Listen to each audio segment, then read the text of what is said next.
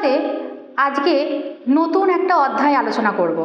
বর্তমান জীবনে কিন্তু চাকরি, অর্থ সব কিছু নিয়ে মানুষ ঘেঁটে রয়েছে।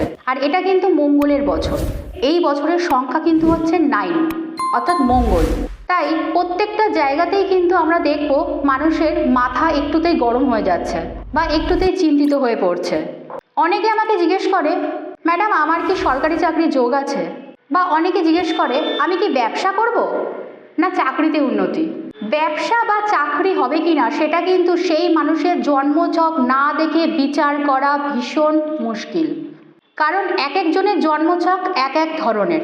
যদি কারো সরকারি যোগ থাকে, সরকারি চাকরির যোগ থাকে, তাহলে কিন্তু ডেফিনেটলি ষষ্ঠপতি আর দশমপতির সাথে একটা কিন্তু কানেক্ট থাকবে, এটা কিন্তু কানেকশন কিন্তু ওখানে থাকবেই।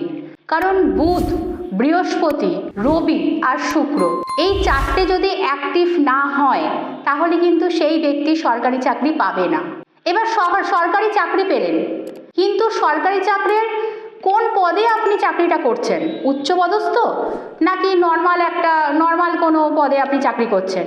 সেটাও কিন্তু ডিপেন্ড করে আপনার রাশিচক্রের কোন গ্রহ কোন ঘরে আছে তার উপর।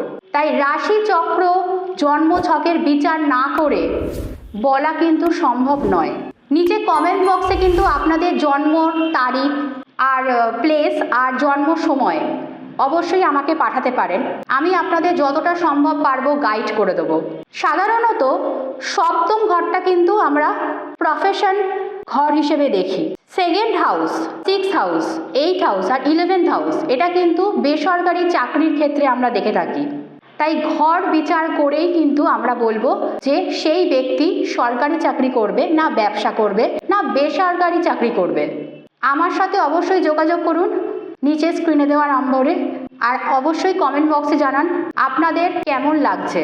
আমি কিন্তু আপনাদের সাথে কমিউনিকেট করার জন্য এই চ্যানেলে এসেছি, তাই আপনারা অবশ্যই আমার সাথে কমিউনিকেট করুন, আমাকে জানান আর কি বিষয় নিয়ে আলোচনা করলে আপনাদের জন্য ভালো হয়। সবাই ভালো থাকবেন, সবাইকে ভালো রাখবেন।